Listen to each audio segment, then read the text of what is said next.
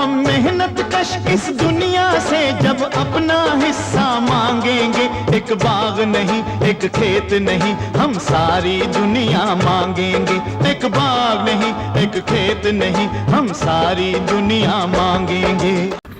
سب اسلام ساتھیوں، اسلام آباد district committee نے آج ایک اسٹڈی سرکل کا انعقاد کیا ہے جس کا ٹاپک ہے غربت ایک آزمائش یا سماج کی پیداوار۔ کیا غربت صرف ایک آزمائش ہے یا پھر وہ ہمارے سماج کی ہی پیداوار ہے؟ اس کے لیے مقرر ہیں ہمارے پاس مرکزی جنرل سیکرٹری کامریڈ امداد قاضی۔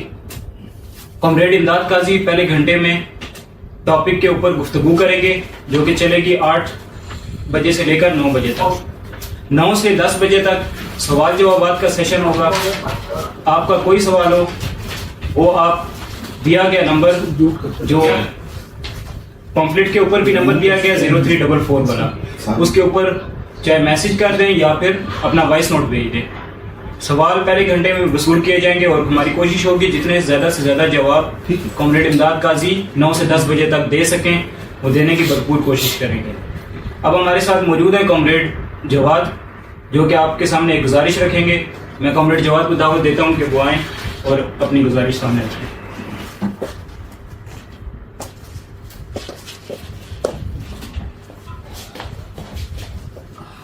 صبح سلام ساتھیوں، امید ہے آپ سب خیریت سے ہوں گے۔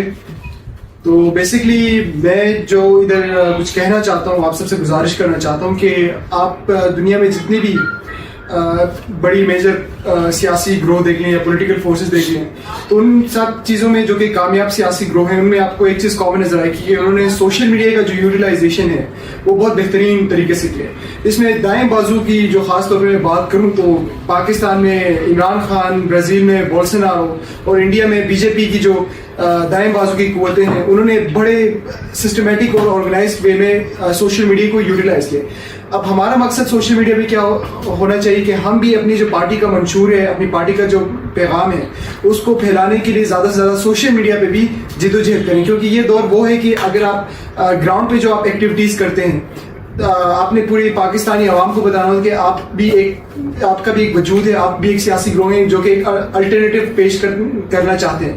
تو اس کے لیے آپ کمیونسٹ پارٹی کی ٹویٹر ہینڈل، فیس بک اور یوٹیوب چینل، ان تینوں جگہوں پہ آپ منظم طریقے سے جدوجہد کریں اور پارٹی کا پیغام زیادہ سے زیادہ پھیلائیں۔ اس میں میری ایک اور گزارش یہ ہوگی کہ جو پارٹی کے ہمدرد ہیں یا پارٹی کے کامریڈز جو ہیں وہ سوشل میڈیا پہ یوٹیوب سے لنک کاپی کر کے اپنی پروفائل پہ پیسٹ کریں تاکہ جو آپ کے فیس بک پہ دوست ہیں وہ ان کو پتہ چلے کہ پارٹی نے ابھی کسی پروگرام کے متعلق یا کسی ایونٹ کے متعلق کیا نیریٹو آگے فارورڈ کیا ہے اور کیا الٹرنیٹیو جو پارٹی دینا چاہتی ہے وہ دے رہی ہے۔ تو امید ہے کہ میرے اس بات کہنے سے اور جو اس بات کا مقصد ہے وہ آپ کو سمجھ آ گیا ہوگا۔ اپنے کامریڈ امداد قاضی جو ہیں وہ اسٹڈی سرکل کا انعقاد کریں گے۔ بہت بہت شکریہ۔ بہت شکریہ کامریڈ جواد، بہت شکریہ کامریڈ مقصوم۔ سب سے پہلے میں مبارکباد دیتا ہوں اسلام آباد کی ڈسٹرکٹ کمیٹی جو اسلام آباد راولپنڈی کی ڈسٹرکٹ کمیٹی کا یونٹ کہلاتی ہے، اور وہ ریگولر جو ہے اسٹڈی سرکلز منعقد کرتے ہیں، اور یہ ہماری آئی ٹی ڈپارٹمنٹ جو ہے، جو سوشل میڈیا ڈپارٹمنٹ ہے، جو کانگریس کے بعد ہم نے اس کو کریٹ کیا اور دوستوں سے کہا تھا کہ تقریباً 2 مہینے بعد اس کا ریگولر فنکشن شروع ہو جائے گا، تو وہ فنکشن شروع ہو چکا ہے۔ اور کامریڈ عاطف مسعود ملک جو ہے وہ اس آئی ٹی کے یا انفارمیشن سوشل میڈیا کا جو ڈپارٹمنٹ ہے اس کے اس وقت جو ہے وہ انچارج ہے۔ اور جس طرح ہماری سینٹرل کمیٹی کے مختلف ڈپارٹمنٹس ہوتے ہیں، اسی طرح یہ بھی ایک ڈپارٹمنٹ ہے جو باقاعدہ فنکشن کر رہا ہے اور کرے گا۔ امید ہے کہ ہم باقی پارٹیوں کے ساتھ اس سلسلے میں کنیکٹ ہو جائیں گے۔ میرے ساتھی کامریڈ جواد جو ہماری ینگ کامریڈ ہے اور انہوں نے اسلام آباد پارٹی کی ڈسٹرکٹ کمیٹی کے ممبر ہیں، انہوں نے آپ کو جو کچھ کہا ہے اس پر ذرا غور کریں۔ آپ دیکھیں گے کہ ہمارا नजरियाती शोबा जो है हमारे नजरियात को फैलाने का, उसके लिए कॉमरेड लेनिन ने क्या कहा है?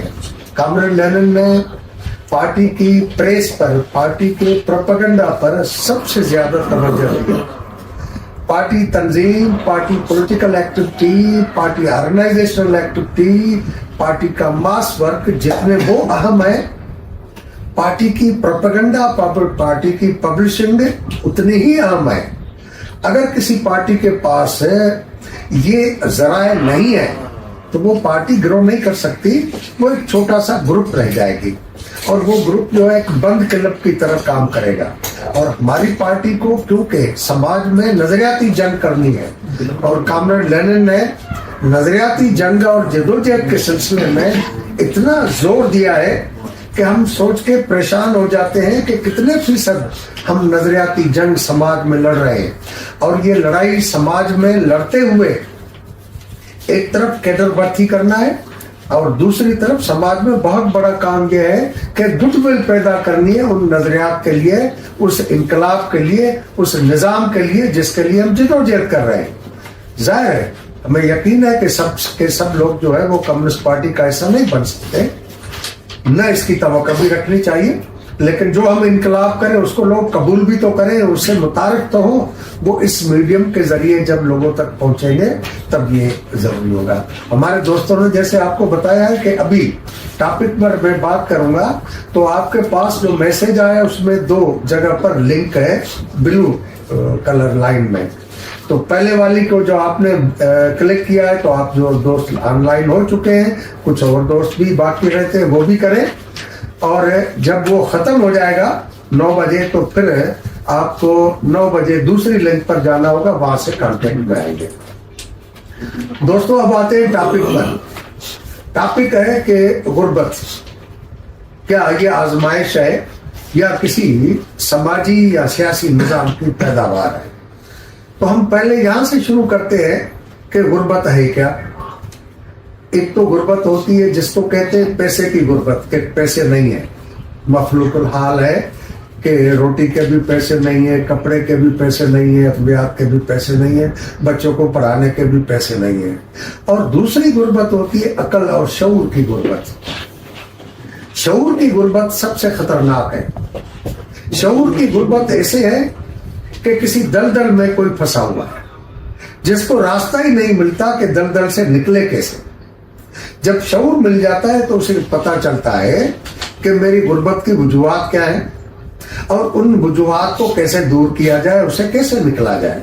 मिसाल के तौर पर उमूमी तौर पर लोगों के पास ये तस्वीर फैलाया गया है कि गुर्बत जो है, अमीरी और गरीबी, ये तो परवरदिगार ने, ऊपर वाले ने तायुन किया है और हर एक का नसीब जो है पैदा होने से पहले जब माँ के पेट में होता है तो उस वक्त तय हो जाता है और माँ के पेट से बाहर निकलता है तो वो अपना नसीब लेकर आता है।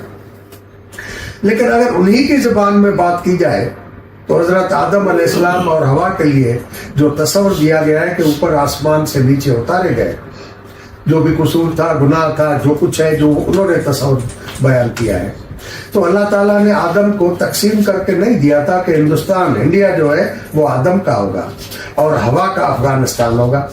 ये कभी नहीं तय किया।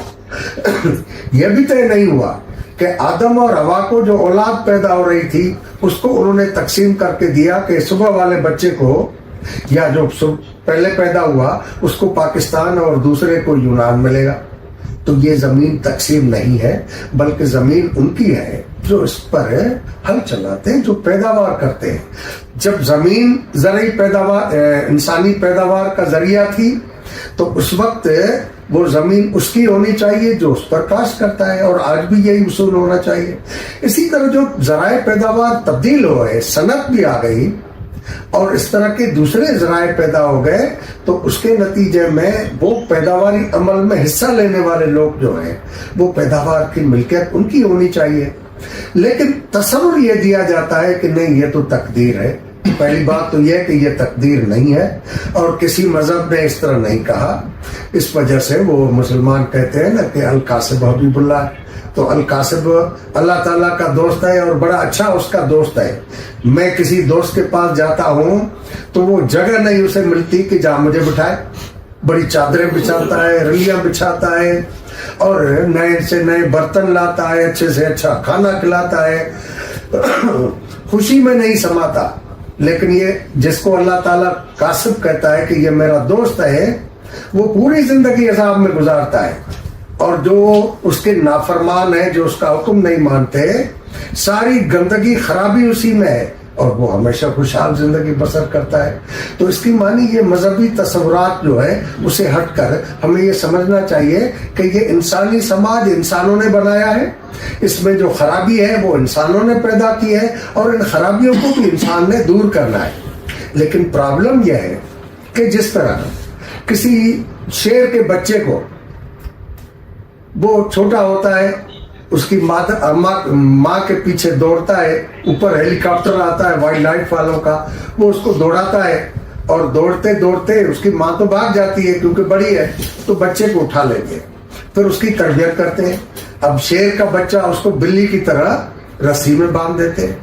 وہ بڑا ہوتا ہے, اس کو تربیت ہوتی ہے کہ اسٹول پر چڑھو, سلام کرو, اس کے پیٹھ پر بچہ بٹھاتے ہیں. آہستہ آہستہ وہ فل جوان ہو جاتا ہے. لیکن بچپن میں جب اس کو کہا جاتا تھا کہ اسٹول پر چڑھو تو وہ غصہ کرتا تھا, تو اس کا ماسٹر اس کو ڈنڈا مارتا تھا. چھوٹا تھا, تھپڑ بھی اس کے لیے کافی تھی.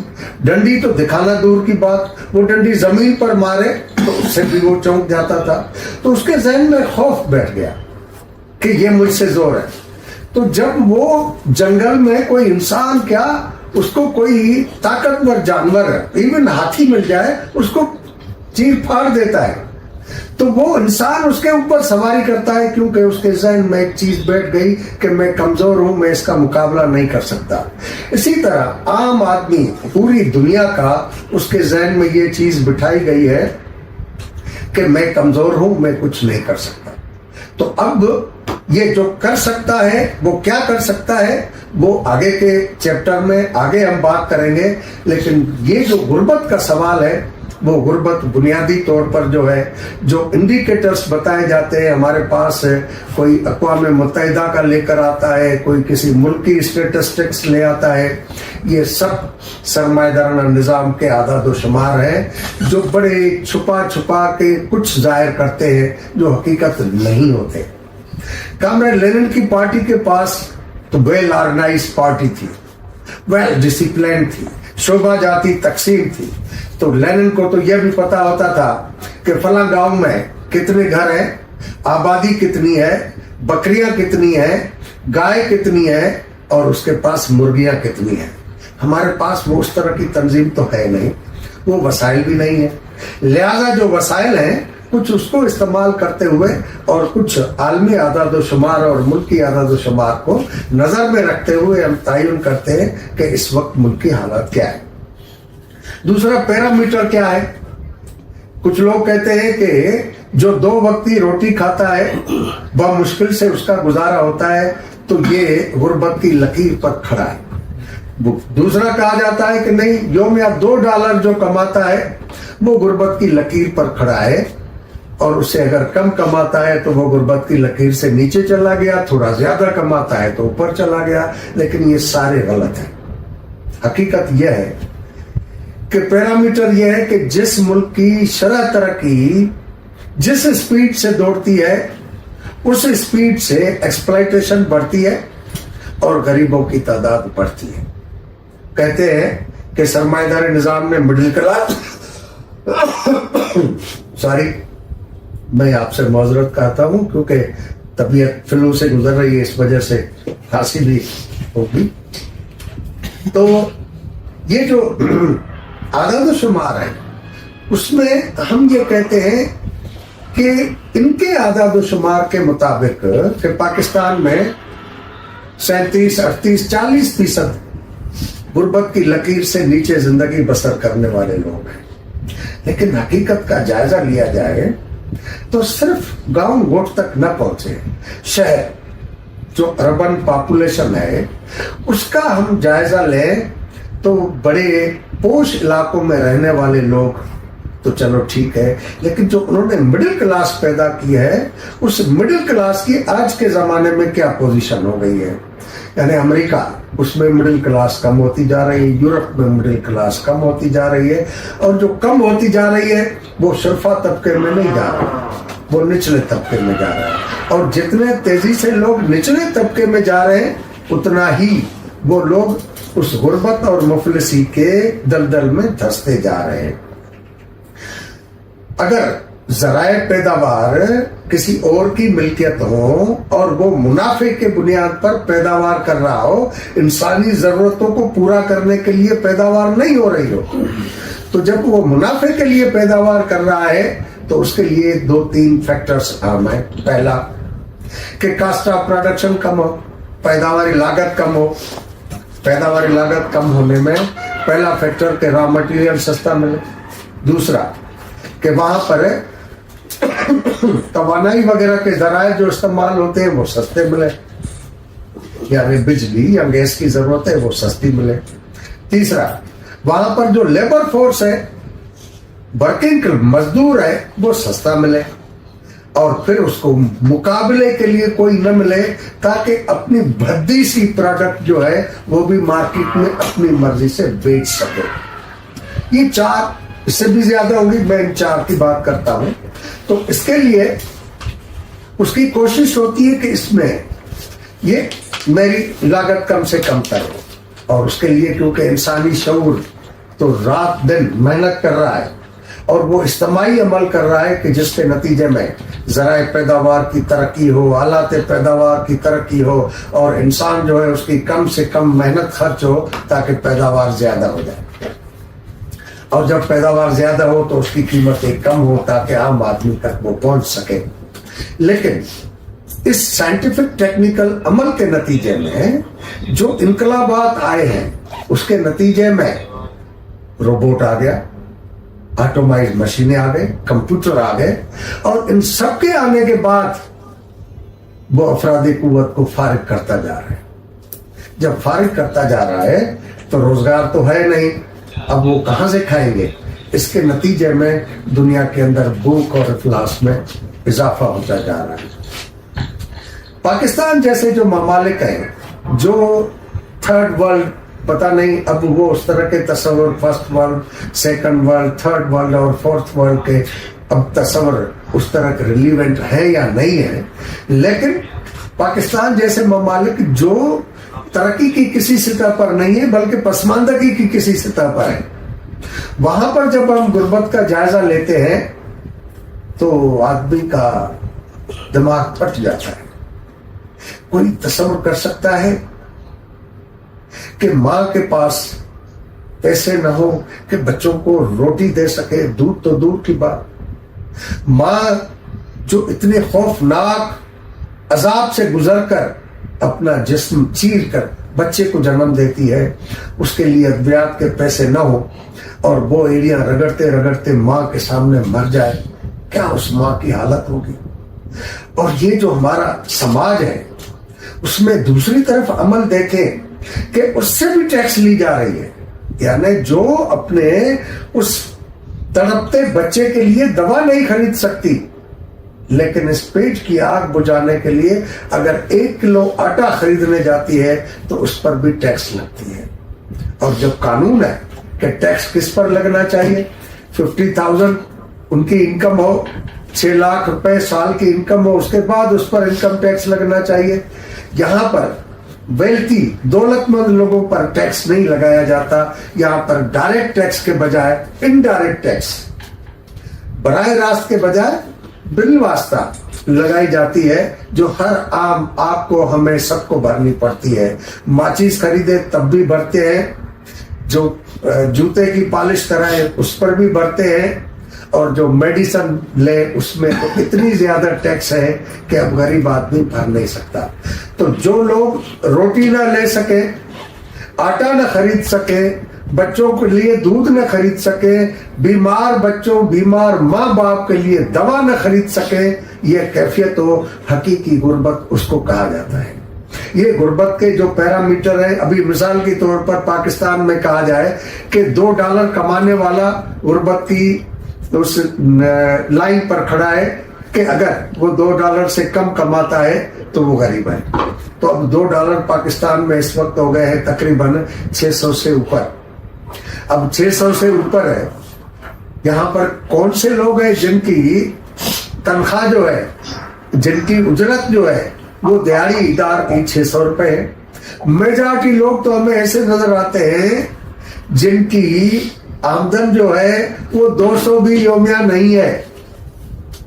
और ये हमें जो देहात में लोग हैं उनसे ज्यादा शहरों में मिलते हैं, क्योंकि देहात में फिर भी आज वो पुराने जो ज़रूरी मोड ऑफ प्रोडक्शन था उसमें एक दूसरे से कुछ न कुछ कोऑपरेशन कर लेते हैं कि किसी के सब्जी के 2 बैंगन तोड़ लिए, उससे गुजारा हो गया, किसी से आटा ले लिया, किसी से फसल उतरी गंदम के एक मन ले लिया, तो कुछ गुजारा हो जाता है, बाकी जरूरतों के लिए नहीं होता। तो देहात शहरों में उससे ज्यादा बुरी हालत है। और शहरों में हालत यह है, ये जितने भी सिल्म हैं गरीबों के, उनके अलावा जो क्वार्टर टाइप घरों में रहते हैं उनकी जाके आप हालत देखें कि उनके पास खाने को भी नहीं है, पहनने को भी नहीं है। और ये हालात पाकिस्तान में दिन ब दिन खराब होते जा रहे हैं। और जब ये गुर्बत जितनी ज्यादा होगी, इसकी मानी या दौलतमंद लोगों की तादाद बढ़ती जा रही है, दौलतमंद तबके की दौलत में ज्यादा इजाफा होता जा रहा है और नए दौलतमंद पैदा हो रहे हैं। तो मिडिल क्लास से एक अक्सरियत जो है वो गरीब तबके में लोअर क्लासेस की तरफ आती जा रही है, और एक मामूली हिस्सा है जो मिडिल क्लास से ऊपर की तरफ जा रहा है। लेकिन जो ऊपर तबका है वो इस सबको खा रहा है। अब वो ये सब कुछ जो ऊपर वाला तबका है वो किस तरह हमारी एक्सप्लॉयटेशन करता है। जो जमींदार है, जो वडेरा है, जो चौधरी है, जो किसान से काम कराता है या खेत मजदूर से काम कराता है, उनके पास मिसाल के तौर पर एक बंदे के पास 1000 एकड़ जमीन है। 1000 एकड़ पर काम करने वाले लोगों की तादाद अगर हम 50 लगा लें तो उन 50 आदमी के पास 6 महीने के बाद इतना अनाज बमुश्किल आता है कि वो अपने उस वक्त तक लिया हुआ कर्जा उतार सके और आइंदा वक्त के लिए रोटी रख सके, खाने का बंदोबस्त कर सके, और कोई जरूरी हाजत हो किसी बच्चे की शादी की तो वो कर सके। लेकिन अगर बच्चों के लिए बचा के रखते हैं कि उनके शादी का, उनके जहेज का और उनको ब्याने का बंदोबस्त करना है, तो फिर दवा वगैरह के लिए कुछ नहीं बचता, बच्चों के तालीम के लिए कुछ नहीं बचता। अब ये पैमाने जो है वो मुख्तलिफ मुल्कों ने मुख्तलिफ बनाए हुए हैं। हम जो कम्युनिस्ट हैं वो इस पैमाने को अपने बुनियाद पर देखेंगे और हम समझते हैं कि इंसान की बुनियादी ज़रूरतें जो पूरी होती हैं वो समझो कि गुर्बत की लकीर से ऊपर खड़ा है, वो गुर्बत की लकीर से नीचे नहीं गया। और वो क्या पैमाना है? वो पैमाना यह है कि वो घर के अफराद के लिए खाने पीने का बंदोबस्त कर सके और सेहतमंद रखने के लिए जो ज़रूरी ग़िज़ा है, जिसमें उसको विटामिन चाहिए, मिनरल्स चाहिए, जिसके लिए उसे फ्रूट वगैरह और दूध की ज़रूरत है, सिर्फ आटे और टिंडा खाने से, आटे और दाल खाने से वो उसकी ज़िंदगी की जिंदा सेहतमंद रहने की ज़रूरतें पूरी नहीं होती। तो उसके लिए दूध भी चाहिए, उसके लिए फ्रूट भी चाहिए। उसके बाद उसकी बुनियादी ज़रूरत है कि तन को ढांपने के लिए 2-4 जोड़े हों, कि कपड़ा जब पहने वो मैला हो तो इस तरह नहीं कि वो कपड़ा उतार के नंगा बैठे और नंगा बैठने के बाद इंतजार करें कि जब कपड़ा धुल के आए तब मैं वो उसको दोबारा पहनूं। नहीं, 2-4 जोड़े होने चाहिए। उसके बाद वो बच्चों को तालीम दिला सके, और वो तालीम जो पाकिस्तान जैसे ममालिक में सरकारी इदारों में तालीम ख़त्म हो चुकी है और जानबूझकर वहाँ ऐसा माहौल पैदा किया गया है कि बच्चों को तालीम सरकारी स्कूल में कोई भी समझदार आदमी दिलाने के लिए तैयार ना हो। ये इंतहा हो गई ना कि प्राइमरी स्कूल का उस्ताद अपने बच्चे को अपने स्कूल में नहीं दाखिल कराता, सेकेंडरी स्कूल का उस्ताद अपने बच्चे को सेकेंडरी स्कूल अपने स्कूल में तालीम नहीं दिलाता, कॉलेज का प्रोफेसर अपने कॉलेज में एडमिशन नहीं दिलाता, वो प्राइवेट में दिलाते हैं। और रियासत ने भी ये रवैया अख्तियार किया हुआ है कि आज से 20 साल पहले पॉपुलेशन जहां खड़ी थी उस वक्त कितने स्कूल थे, कॉलेज थे, यूनिवर्सिटियां थी, और आज पॉपुलेशन कितनी बढ़ चुकी है, उस पैमाने पर जायजा लें कि उतने तालीमी इदारे गवर्नमेंट ने बनाए तो नहीं बनाए, लेकिन प्राइवेट सेक्टर ने उसको इंडस्ट्री बनाकर डेवलप करना शुरू कर दिया। तो तालीम बच्चों को मयारी दिला सके, बच्चों के लिए इलाज मुआवजे का बंदोबस्त कर सके। और इलाज के सिलसिले में भी ये सिचुएशन है कि गवर्नमेंट के जैसे तैसे हॉस्पिटल्स थे, हम सब हमारी उम्र वाले बच्चे जो है उन सरकारी अस्पतालों से ही इलाज कराया, उसी से पले बढ़े और आज जवान हुए, इस उम्र तक पहुंचे हैं। लेकिन जानबूझकर उसे खत्म किया गया और प्राइवेट सेक्टर की तरफ उसको ले जाया गया। आज आलम यह है कि वही जो तालीम के सिलसिले में मैंने कहा कि आज से 20 साल पहले, 30 साल पहले जितनी पॉपुलेशन थी उतने हमारे पास अस्पतालें थी, आबादी कितनी बढ़ी है उस तनासब से हमारे यहाँ अस्पतालों का जाल बढ़ा है, उसके इंडोर पेशेंट्स के लिए गुंजाइश पैदा हुई है, उतने डॉक्टर्स जो है रखे गए हैं, उतनी मेडिसिन का इंतजाम किया गया है, नहीं है तो उस बंदे के लिए जरूरी हो कि बच्चों के लिए वो मयारी इलाज का बंदोबस्त कर सके। उनके पास बुनियादी चीज है छत, कि उसके पास घर होना चाहिए, और ऐसा घर जो सर्दी और गर्मी से, बारिशों से बच्चों और अपनी हिफाजत कर सके। ये वो बुनियादी चीजें हैं। उसके बाद सवाल आता है कि बच्चे होंगे, उसके जवान होंगे, उनके शादी का इंतजाम भी करना होगा और उनके लिए वो बचत होनी चाहिए, यानी उनकी आमदन से इतनी बचत होनी चाहिए कि उन बच्चों के लिए वो शादी वगैरह के लिए, शादी ब्याह के लिए बंदोबस्त कर सके।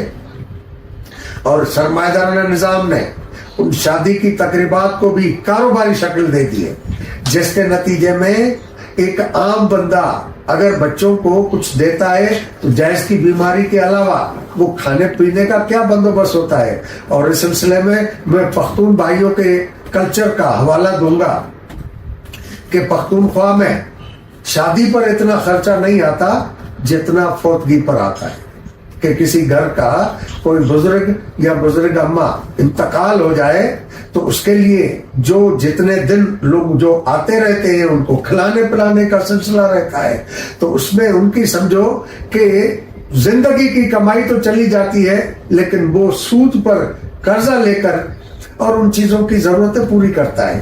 तो ये गलत रसूमात है, इनसे निकलने की भी जरूरत है। यही सिचुएशन जो है वो हमारे खास तौर पर जो दलित कम्युनिटी है, जो शेड्यूल कास्ट जिनको कहा जाता है, जो हमारे पाकिस्तान में हिंदुओं की मजमूई आबादी से एक बहुत बड़ा तनासब है, यानी तकरीबन 95 to 96% है। उनके यहाँ भी यही रस्म है कि बारस, जब तक बारस लोग आते रहे उनको खिलाते रहे।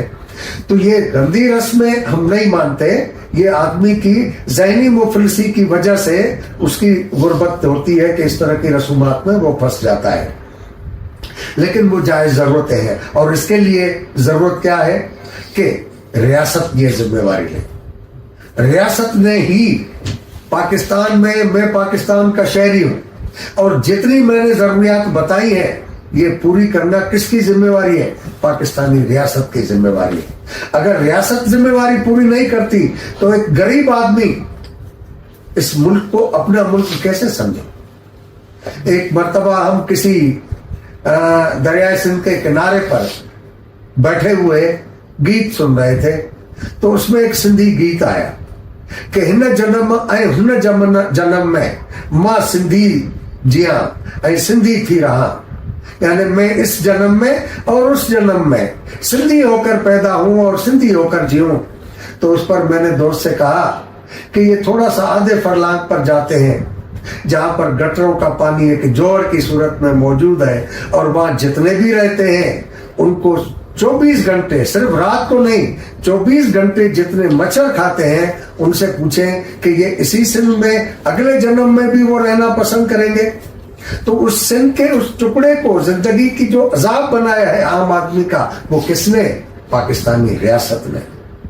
तो उस रियासत के ऊपर जिम्मेवारी है कि लोगों के इलाज का, रोजगार का, उनकी बेहतर जिंदगी का, उनको घर देने का इंतजाम करे। और जो रियासतें सरमाएदाराना, नीम जागीरदाराना निजाम में मुब्तला है, वहां पर तो ये कोशिश करते हैं कि लोगों को ज़हनी गुर्बत में मुब्तला करके लोगों को ये एहसास ही न दिलाया जाए कि ये जिंदगी की जरूरियात रियासत की जिम्मेवारी है देना।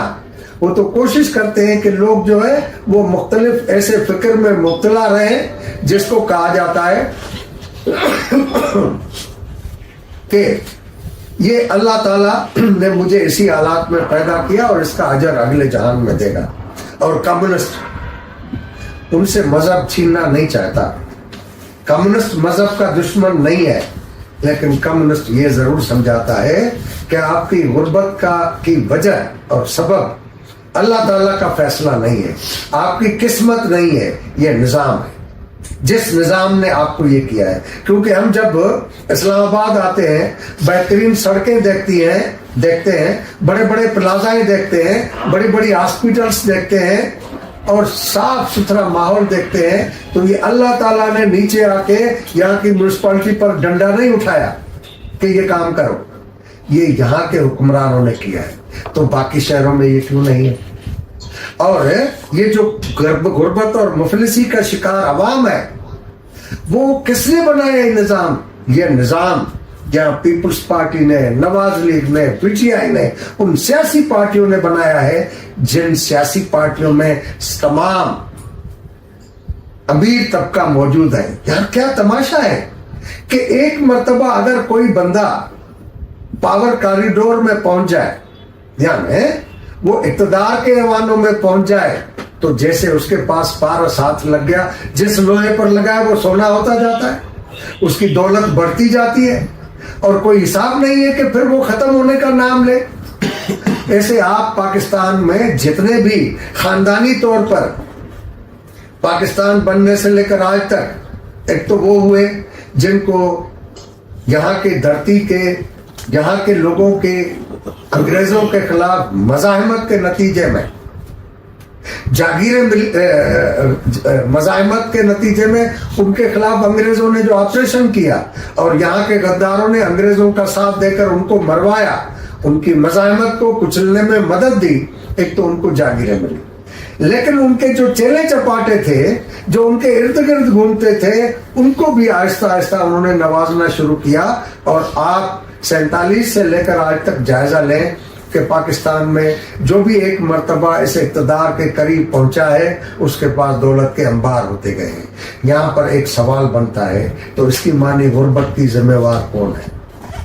गुर्बत की जिम्मेवार इस पार्लियामेंट में बैठे हुए हैं, इस गुर्बत के जिम्मेवार इन सेक्रेटरीटों में बैठे हुए हैं, इस गुर्बत के जिम्मेवार जो हैं वो हैं जो इस मुल्क पर इक़्तिदार चला रहे हैं, वो चाहे हिज़्ब इख्तिलाफ में हो या हिज़्ब इक़्तिदार में हो, गुर्बत के जिम्मेवार वो हैं।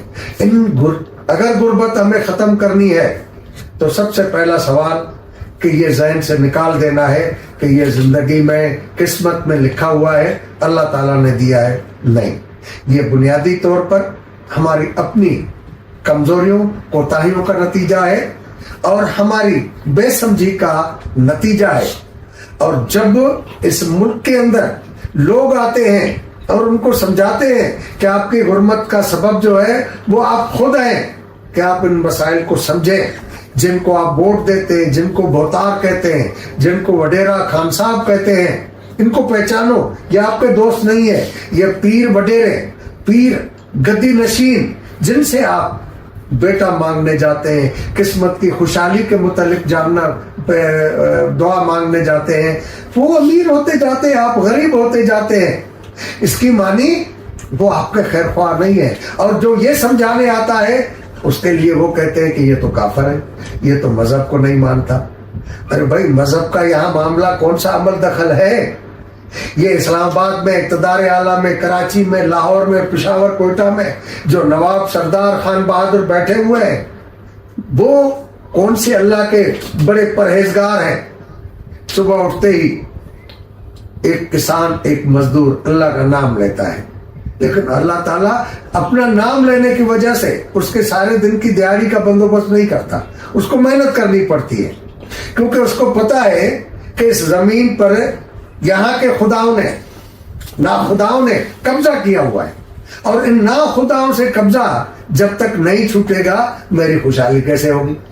تو وہ کہتے ہیں کہ نہیں، یہ تو مذہب کے خلاف، یہ عقیدوں کے خلاف ہے، یہ تو اللہ تعالیٰ کی مرضی ہے کہ کسے غریب پیدا کیا، کسے امیر پیدا کیا. یہ چیز بنیادی طور پر شعور کی غربت ہے، اور ہم کمیونسٹ پارٹی، بائیں بازو کی قوتیں، ترقی پسند ادیب، دانشور، یہ سب مل کر پہلی کوشش یہ کر رہے ہیں کہ سماج میں عام آدمی جو اس سے معاشی غربت کا شکار ہے، اس کو اس سے ذہنی شعور کی غربت سے نکالیں، تاکہ اسے یہ چیزیں سمجھ میں آئے کہ میری غربت کی وجوہات کیا ہیں، اسباب کیا ہیں، ان کو دور کرنے کے لیے اسے راستہ ملے. آج کا یہ لیکچر بنیادی طور پر اس چیز کے لیے ہے. اب غربت کے پیمانے پر آپ کے پاس ابھی تک جو لٹریچر موجود ہے اس کو آپ اٹھا کے دوسری طرف رکھیں. آپ اپنے اپنے شہر میں، اور خاص طور پر جو کمیونسٹ پارٹی کے دوست آن لائن ہیں جو اس کو بعد میں بھی سن سکتے ہیں، ان کی ایک ذمہ داری ہے کہ اپنے اپنے علاقوں میں سروے کریں، ریئل فیکٹس حاصل کریں کہ وہاں پر کتنے لوگ ہیں جن کے دہاڑی لگتی ہے یا جن کی تنخواہ ہے. مثال کے طور پر میں ایک مثال دیتا ہوں کہ پاکستان میں سندھ نے سب سے زیادہ منیمم ویج کا فیصلہ کیا ہے جو 33,500 ہے، لیکن سندھ کے کسی ادارے میں 33,500 روپے کسی مزدور کو مل رہے ہیں. پرائیویٹ سیکٹر کے لیے تو وہ کہتے ہیں کہ بھائی وہاں ہمارا قانون بنا دیا، عمل کرنا ان کی ذمہ داری ہے. اچھا، وہاں یہ عمل کرنا ان کی ذمہ داری ہے. اگر سڑک پر ہے ٹریفک کا حادثہ ہو جائے تو آپ چالان کر دیں گے، وہ یہ نہیں کہیں گے کہ یہ اللہ تعالیٰ کی طرف سے لکھا ہوا تھا حادثہ، وہاں تو اس کو چالان کر دیں گے. لیکن اس سلسلے میں آپ کہیں گے کہ بھائی یہ تو ان کی مرضی ہے، وہ دیتے ہیں یا نہیں دیتے، چلو یہ تو الگ چیز ہے. وہ جیسے ہی ہم نے لوگوں کو شعوری روشنائی دی تو وہ لڑکے لیں گے، لیکن آپ سرکاری اداروں میں تو دیں. آپ سرکاری اداروں میں نہیں دیتے. تمام جو آپ کانٹریکٹ لیبر رکھتے ہیں، جو ڈیلی ویجز پر رکھتے ہیں، 15,000، 12,000، 15,000، 14,000، 16,000، اس سے زیادہ نہیں. اور پورے ملک کے اندر یہ ہے. اور جو دکانوں پر لڑکے بچے کام کرتے ہیں، لوگ کام کرتے ہیں، ان کی تنخواہیں تو دیکھیں، 15,000 سے کہیں بھی زیادہ نہیں ہے. 15,000 مانی 500 دیہاڑی، اور 500 دیہاڑی تو اس کی مانی $2 سے کم ہے. اور یہ اگر تخمینہ لگائیں تو پاکستان میں ورک فورس کی مور دین 80% پاپولیشن جو ہے وہ غربت کی لکیر سے نیچے ہے. اب آؤ تو اس غربت کا ریئل تجزیہ بھی کریں، اور یہ جو دو غربتیں ساتھ ساتھ چل رہی ہیں اس میں کم از کم شعوری غربت سے لوگوں کو نکال لیں، تاکہ معاشی غربت کو دور کرنے کے لیے وہ اسٹرگل کرنے کو تیار ہو جائیں. یہ ہمارا بنیادی مقصد ہے، اور اسی مقصد کے لیے یہ سلسلہ چلا رہے.